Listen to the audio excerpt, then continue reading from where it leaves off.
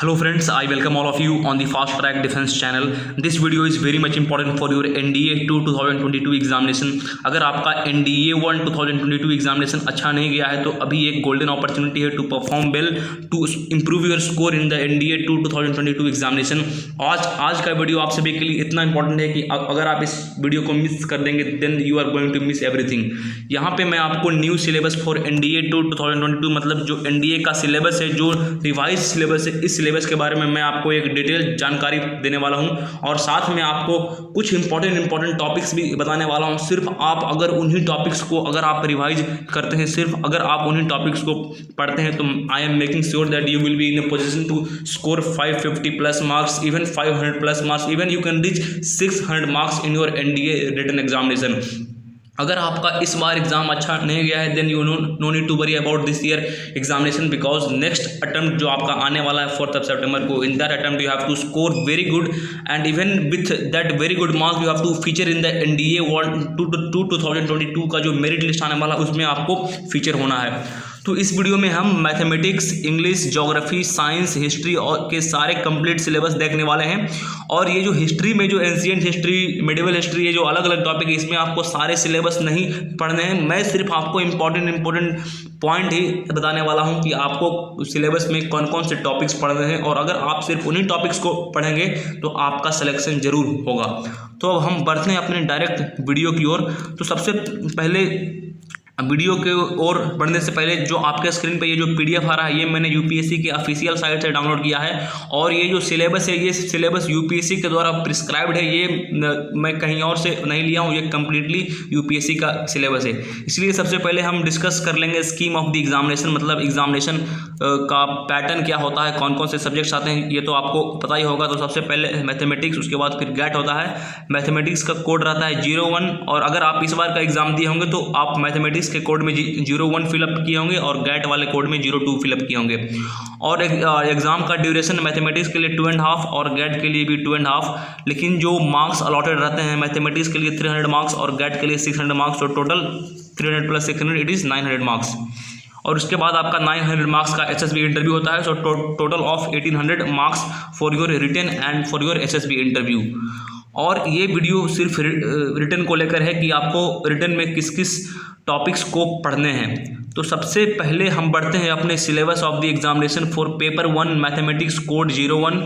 तो जो आपका सिलेबस है, सिलेबस में सबसे पहले आपका अलजेब्रा का टॉपिक है. इस अलजेब्रा वाले टॉपिक्स में ये जो यहाँ पे सिलेबस मेंशन है, सेट जो आपका फर्स्ट चैप्टर है 11th के बुक में सेट, वो आपको सेट का चैप्टर कंप्लीट कवर करना है. और वे सेट वाले चैप्टर में कौन कौन से टॉपिक्स पढ़ने हैं आप यहाँ पे देख पा रहे हैं. Operation of set, Venn diagram, De Morgan's law, Cartesian plane and equivalence relation. Equivalence relation का मतलब वो जो रिफ्लेक्सिव रिलेशन, ट्रांजिटिव रिलेशन वाला जो फंडर आता है ये भी आपको पढ़ना है. इसके अलावा रिप्रेजेंटेशन ऑफ रियल नंबर, आप मतलब सेट, रिलेशन एंड फंक्शन, आप इन दोनों चैप्टर को अगर कंबाइन करें तो ये आपके सिलेबस के लिए काफ़ी इंपॉर्टेंट है.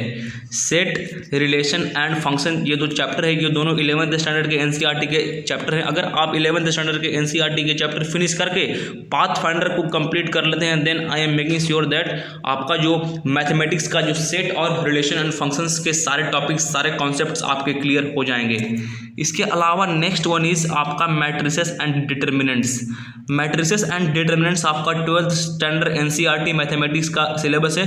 अगर आप उस 12th NCERT mathematics syllabus finish करने के बाद NDA के कोई मैथमेटिक्स का प्राइवेट पब्लिकेशन का बुक आप पाथ फाइंडर ले सकते हैं या फिर RS अग्रवाल का मैथमेटिक्स बुक ले सकते हैं. इन दोनों में से कोई एक मैथमेटिक्स बुक आप परचेस करें और जितने सारे एक्सरसाइज क्वेश्चन हैं from this chapter matrices and determinants, अगर आप उसको सॉल्व कर पा रहे हैं with the formulas, with the tips, tricks, with the concept, then ultimately you will be in a position to solve most of the questions in your NDA written examination next time.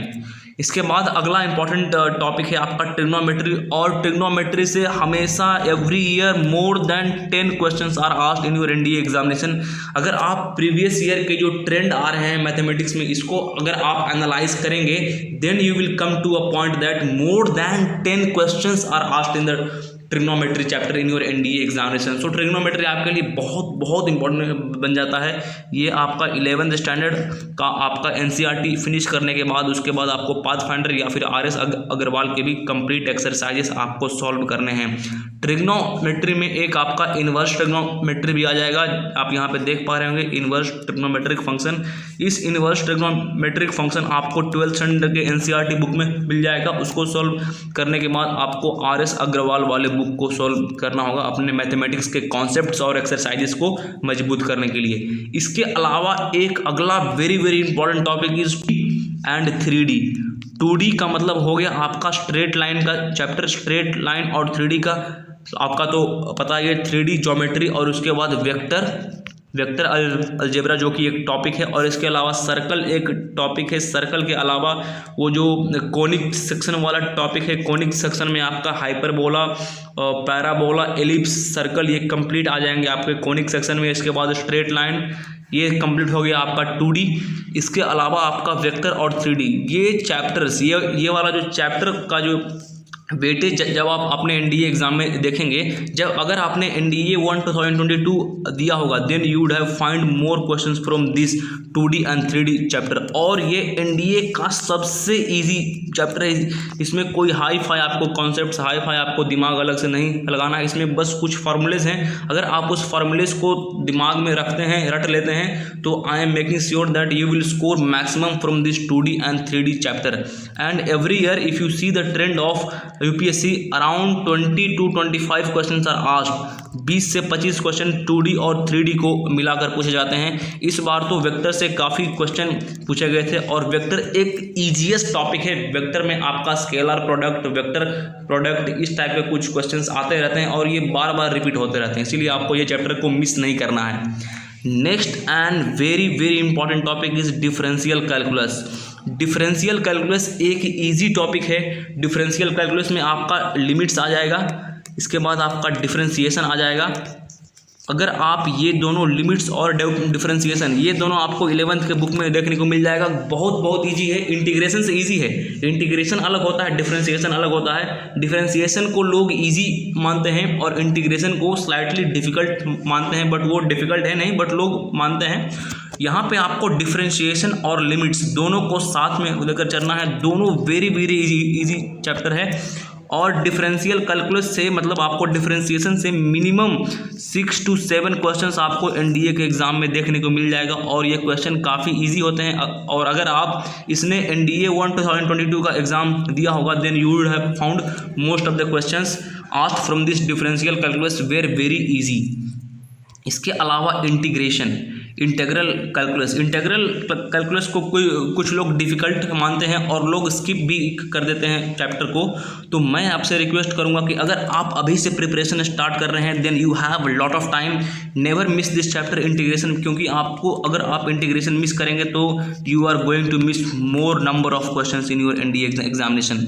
Integration से आपका 5 to 6 सिर्फ integration से आएगा। इसके बाद integration में एक application of integration होता है, area under the curve.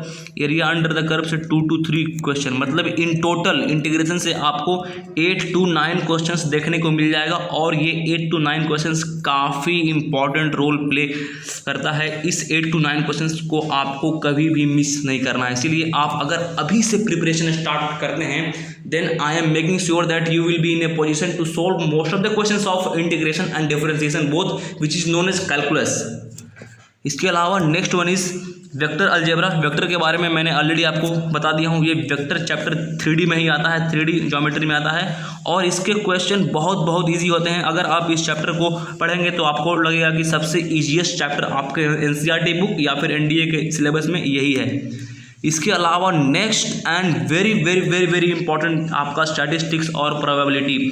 Statistics और प्रोबेबिलिटी दो ऐसे चैप्टर हैं जिससे यूपीएससी टोटल सिर्फ ये दो चैप्टर से ही 20 question, very very important topic आपको स्टैटिस्टिक्स और प्रोबेबिलिटी का एक भी टॉपिक नहीं मिस करना है।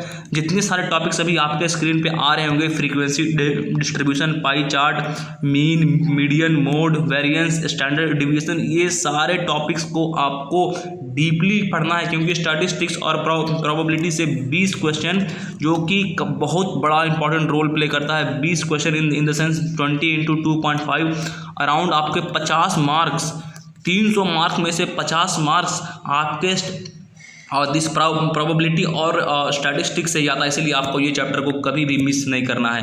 और अगर आप इस बार के NDA 1 2022 के क्वेश्चन पेपर देखेंगे तो प्रोबेबिलिटी से बहुत इजी ही क्वेश्चन पूछा गया था कि what is the probability of getting like coin based question, or it can come card based question or day based question. What is the probability of getting Sunday in 1 year? What is the probability of getting 2 Sunday in 1 year?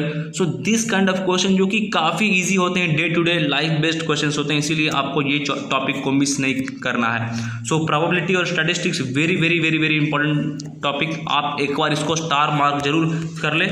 इस topic को आपको सबसे पहले पढ़ना है और last में भी इसको रिवाइज करके जाना है। इसमें जितने सारे फॉर्मूलेस होंगे उस फॉर्मूलेस को आपको रिवाइज कर लेना है।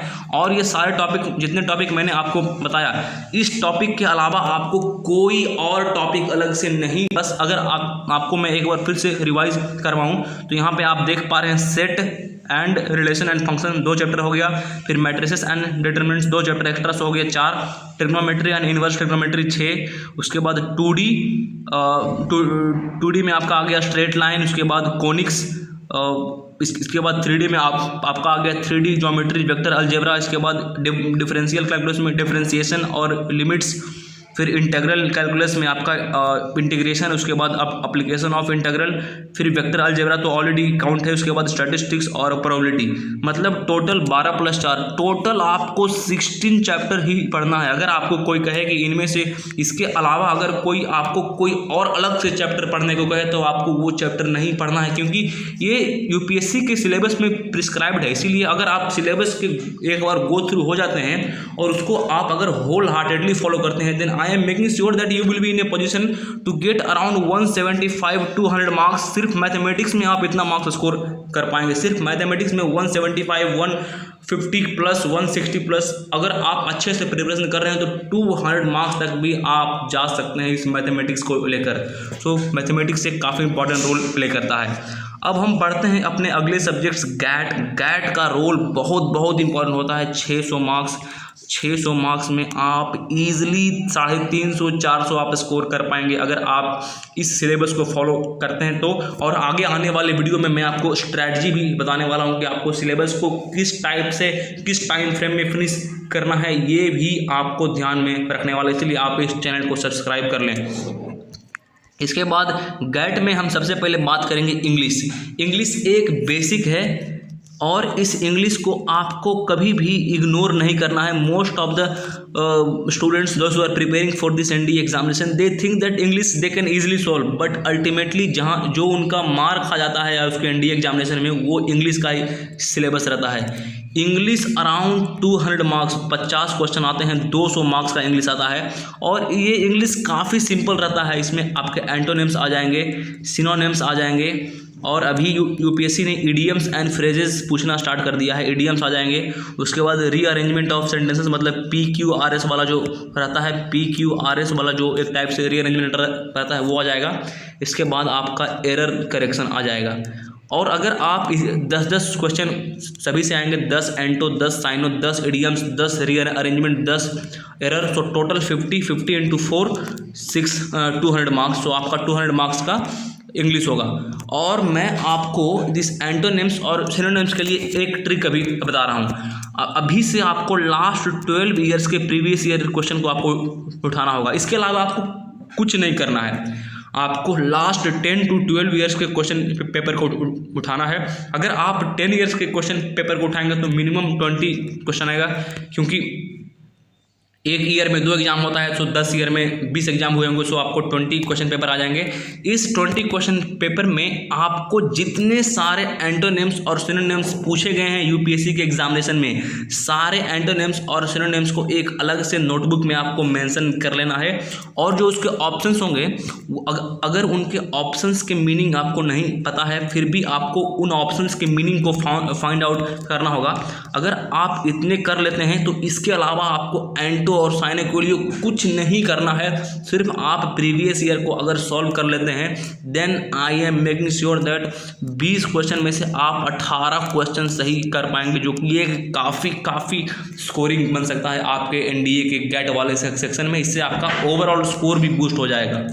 सो एंटोनिम्स और सिनोनिम्स के लिए एक बहुत बड़ा टिप यही था। उसके बाद आपको एरर के लिए आपको जो ग्रामर के रूल्स हैं उसको फॉलो करने होंगे, फिर आपको एक्सरसाइज सॉल्व करने होंगे।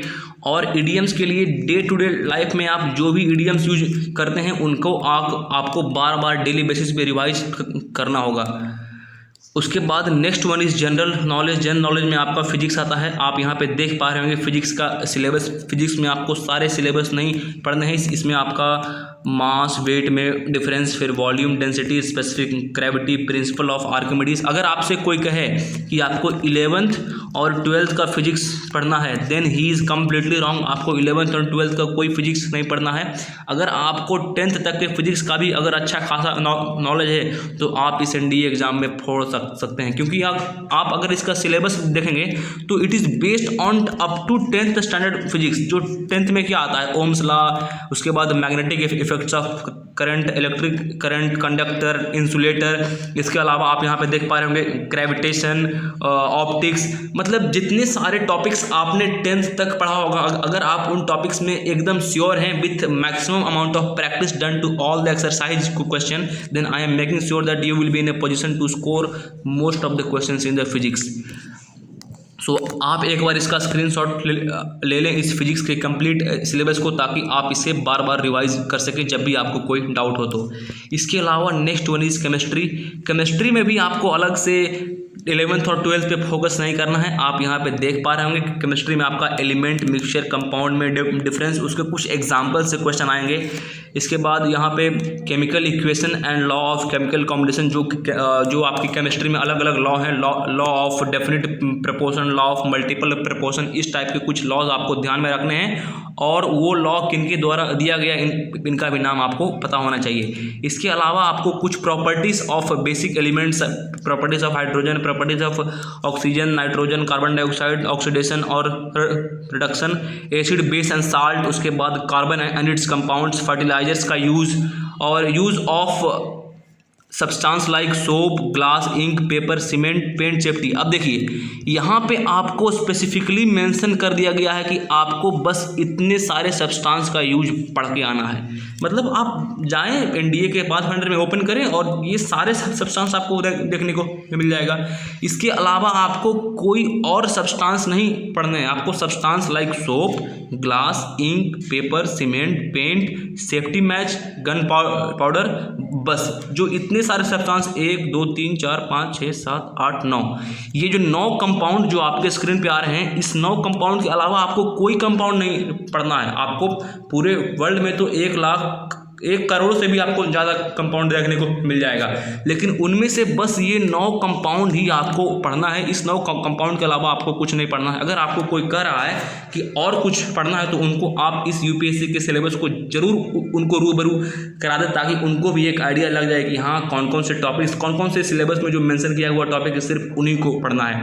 इसके अलावा स्ट्रक्चर ऑफ एटम, जो टॉपिक यहाँ पे क्लियरली मेंशन है, structure of atom, atomic equivalent and molecular weight and valency, यहाँ पे यूपीएससी ने टॉपिक को स्पेसिफिकली मेंशन कर दिया है। इसके अलावा आपको बाहर से कोई और टॉपिक पढ़ना ही नहीं है। मतलब जब आप स्ट्रक्चर ऑफ एटम में जाएंगे तो उसमें आपका एटॉमिक इक्विवेलेंट को पढ़ लेना है, मॉलिक्यूलर वेट और वैलेंसी। इसके अलावा अगर आपको कोई कहे कि आपको 12th स्टैंडर्ड के एनसीईआरटी, 11th की एनसीईआरटी पढ़ना है तो नहीं, आपको वैसा कुछ नहीं करना है। अगर आपको कोई कहे कि आपको Bohr's model of atom, this model of atom, तो आपको कुछ नहीं पढ़ना है। अगर आपको कोई कहे कि हेंसेनबर्ग अनसर्टेनिटी प्रिंसिपल पढ़ के आना है तो वैसा कुछ नहीं। यहाँ पे जो मेंशन है बस आपको यही टॉपिक पढ़ना है। आप इन्हीं टॉपिक को बार बार रिवाइज करें, और अगर आप प्रीवियस ईयर क्वेश्चन को फॉलो करेंगे तो आपको एक आइडिया लग जाएगा कि जितने सारे क्वेश्चंस आए हैं यूपीएससी के एग्जामिनेशन में सारे इन्हीं टॉपिक से ही आए हैं, इनके अलावा कोई और टॉपिक से आया ही नहीं। सो जब यूपीएससी क्वेश्चन पूछता है नहीं तो आपको बाकी टॉपिक पढ़ने से कोई मतलब नहीं है, बस आप अपना सिर्फ टाइम पास ही करेंगे।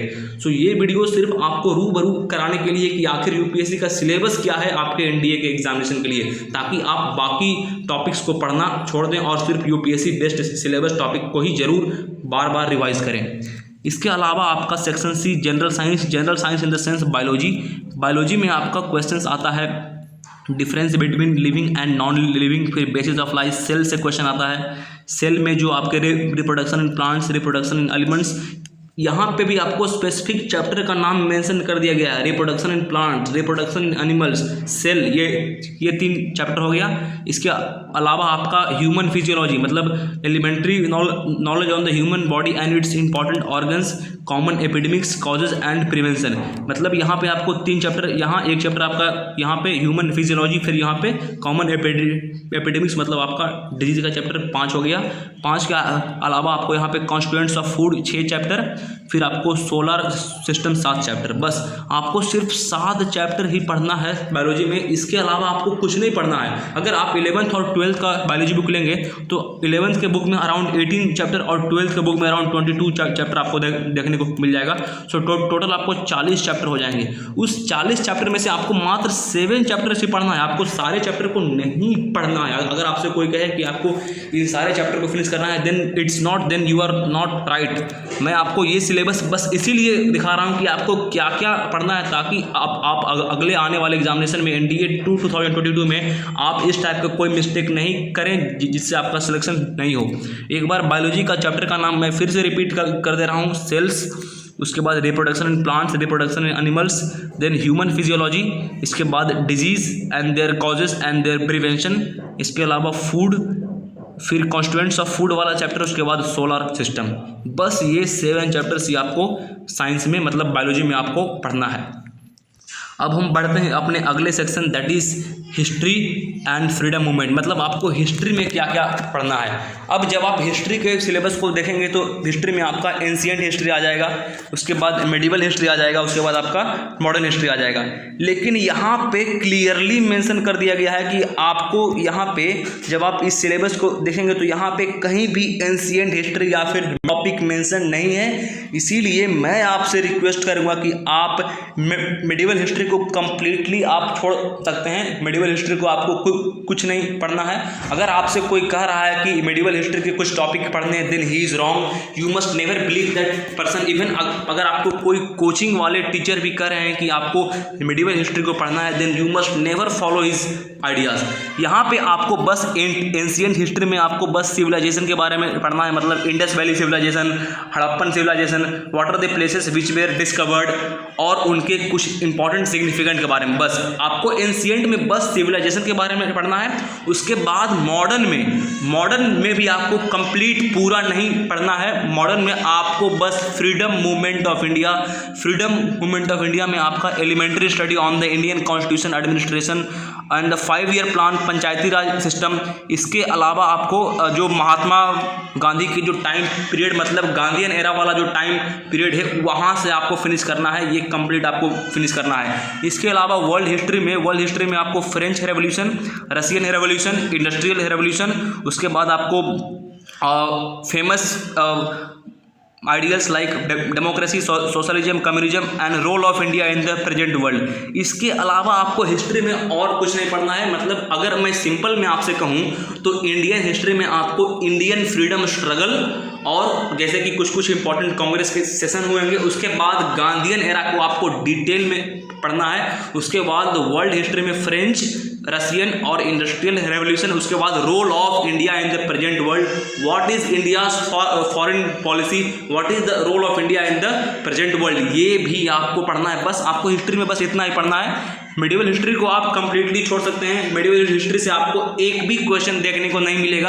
अगर आप मुझ पर विश्वास नहीं करते हैं तो आप सिंपली प्रीवियस ईयर क्वेश्चन को उठाकर देखें, वहाँ पे अगर आपको मेडिवल हिस्ट्री से कोई क्वेश्चन दिखा तो आप इस वीडियो के कमेंट में जरूर कमेंट करें।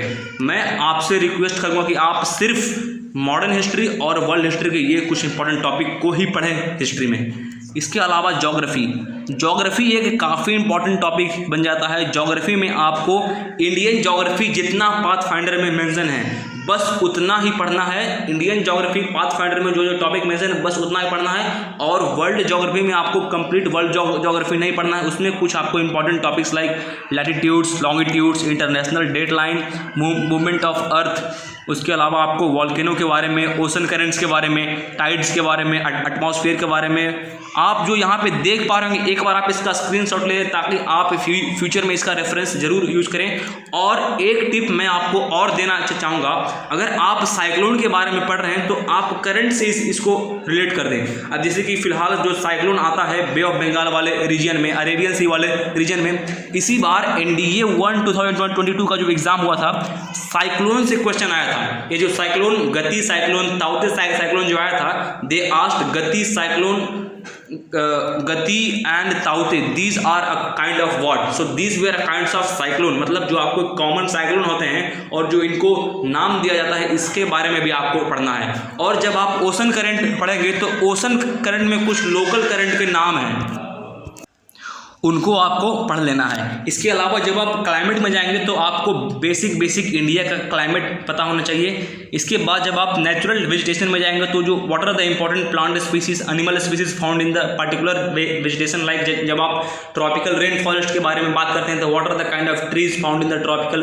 Rain forest, what are the kind of animals, what are the kind of trees found in tropical deciduous forest, thorn forest, mountain forest, so this kind of things you must be aware. इसके अलावा जब आप winds के बारे में पढ़ेंगे तो कुछ लोकल विंड्स का नाम आएगा जैसे कि चिनूक, ये सारे लोकल विंड्स कौन कौन से रीजन में वो विंड्स का फ्लो होता है ये रीजन का नाम भी आपको पता होना चाहिए। इसके बाद जब आप रॉक्स पढ़ेंगे तो टाइप्स ऑफ रॉक्स और types of volcanic rocks, volcano कहाँ कहाँ एरप्ट होते हैं, अलग अलग वॉल्केनो का नाम क्या है और उन वॉल्केनोज का डिस्ट्रीब्यूशन पूरे वर्ल्ड के कौन से पार्ट में है, ये भी आपको पढ़ना है। ज्योग्राफी में मिनिमम 20 क्वेश्चंस आते हैं आपके NDA के एग्जामिनेशन में, और अगर आप सिर्फ इन्हीं टॉपिक को पढ़ते हैं तो आपको अराउंड 15 to 20 क्वेश्चन, आप 15 से ऊपर क्वेश्चन ही सॉल्व कर पाएंगे। ये था एक ज्योग्राफी का फंडा।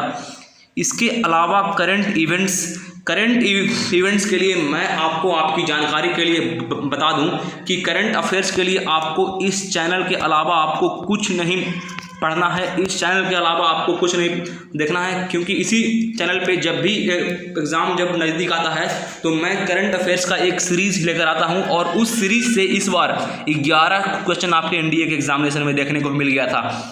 टोटल क्वेश्चंस जो आपके NDA के एग्जामिनेशन में करंट अफेयर्स से आए थे वो 12 थे और ये 12 में से 11 क्वेश्चन हमारे करंट अफेयर्स के सीरीज से ही एज इट इज़ उठ के आ गया था। इसीलिए मैं आपसे रिक्वेस्ट करूँगा कि करंट अफेयर्स के लिए आपको कहीं और जाने की व्यवस्था नहीं है, आप सिंपली हमारे चैनल को ही फॉलो करें। इस चैनल पे आपको करंट अफेयर्स की एक सीरीज़ मिल जाएगी। After 1 month I will start to upload the series of current affairs जैसे जैसे एग्जाम का टाइम नज़दीक आएगा, क्योंकि जो कैंडिडेट्स प्रिपेयर करते हैं करंट अफेयर्स अपने लास्ट टाइम में ही देखना स्टार्ट करते हैं। लास्ट 1 month में लोग करंट अफेयर्स को सर्च करना स्टार्ट करते हैं। इसीलिए मैं ट्राई करूँगा कि अगले मंथ से करंट अफेयर्स की सीरीज़ लाना स्टार्ट करूँ और जैसे जैसे मंथ कंप्लीट होगा मंथली बेसिस पे आपको करंट अफेयर्स का टॉपिक्स, करंट अफेयर्स का इंपॉर्टेंट सिलेबस, इंपॉर्टेंट क्वेश्चंस जो आपके NDA एग्जाम में आएंगे, और मैं आपको गारंटी के साथ कहता हूं कि जो आपका NDA 2 2021 हुआ था और NDA 1 2022 हुआ था, इसमें आपके 10 क्वेश्चन हमारे करंट अफेयर्स आए थे और इसमें 11 क्वेश्चन हमारे करंट अफेयर्स से आए थे। सो आप करंट अफेयर्स का इंपॉर्टेंट समझ सकते हैं और जो क्वेश्चंस आते हैं आप हमारे इस सीरीज से ही ज़रूर फॉलो करें। इसके अलावा यहाँ पे आपका ये SSB के बारे में, तो ये था एक कंप्लीट जानकारी। यहाँ पे आपने एक चीज़ देखा कि इकोनॉमिक्स से ज़्यादा क्वेश्चंस नहीं पूछे जाते हैं। मैं आपको आपकी जानकारी के लिए बता दूँ कि इकोनॉमिक्स में आपको सिर्फ 5 ईयर प्लान के बारे में पढ़ लेना है। 5 ईयर प्लान के अलावा आपको इकोनॉमिक्स में कोई और सिलेबस, कोई और कॉन्सेप्ट नहीं पढ़ना है, क्योंकि जो क्वेश्चन इकोनॉमिक्स में आते हैं 5 ईयर प्लान से ही आते हैं। सो आपको इकोनॉमिक्स में 5 ईयर प्लान। इसके बाद पॉलिटी में आपको पढ़ना है इंपॉर्टेंट पोस्ट जैसे कि prime minister, president, controller and auditor general, attorney general, election commission, इनके कौन कौन से इंपॉर्टेंट आर्टिकल्स हैं, what are the important constitutional features which we have borrowed from the other country. So जो आपका पाथफाइंडर का बुक जब आप खरीदेंगे तो पाथफाइंडर के बुक में आपको जितने सारे टॉपिक्स मेंशन किए गए हैं पॉलिटी में, बस उन्हीं को पढ़ना है। और एक इकोनॉमिक्स में आपको सिर्फ 5 ईयर प्लान के बारे में पता होना चाहिए। तो ये था एक कंप्लीट सिलेबस आपके NDA 2 2022 के लेकर। अगर आपके मन में कोई और डाउट है तो आप ज़रूर इस वीडियो के कमेंट में कमेंट करें। और मैं आपको आपकी जानकारी के लिए बता दूं कि करंट अफेयर्स में आपको इस चैनल के अलावा आपको यूट्यूब पे कहीं पे नहीं कोई ऐसा चैनल मिलेगा जो आपको गारंटी कर सकता है कि आपको 12 में से 11 क्वेश्चन या फिर अराउंड 90 to 95% क्वेश्चन आपको अब इस करंट अफेयर्स वाले सीरीज से ही देखने को मिल जाएगा। इसलिए आप करंट अफेयर्स के लिए या आगे आने वाले NDA टिप्स, जैसे कि आगे आने वाले टिप्स में मैं आपको best book to crack NDA, best strategy to crack NDA पे वीडियोस लाने वाला हूँ। इसके लिए आप जरूर चैनल को सब्सक्राइब करें। So this was the end of the video. अगर आपको कोई डाउट है तो आप इस वीडियो के कमेंट में कमेंट करें। Thank you friends for tuning till the end. Thank you. Jai Hind. See you in the upcoming videos.